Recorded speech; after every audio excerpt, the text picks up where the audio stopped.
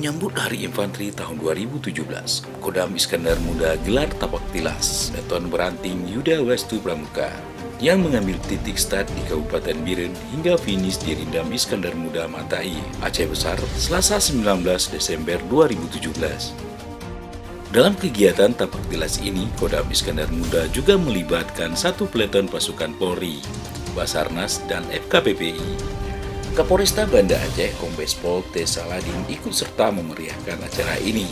Saladin bergabung dalam ikatan peleton bersama Pangdam, Basdam, serta pejabat utama Kodam Iskandar Muda saat menyambut peserta di Stadion Harapan Bangsa. Setelah melalui garis finish di Rindam Iskandar Muda, acara dilanjutkan dengan ramah tamah berupa panggung prajurit. Terlihat anggota TNI dan Polri dari Satrimob Polda Aceh dan Polresta Banda Aceh bersama-sama saling tukar baret dan berjoget mau mere. Hal ini jelas menunjukkan bahwa hubungan TNI dan Polri di Provinsi Aceh ini terjalin sangat baik.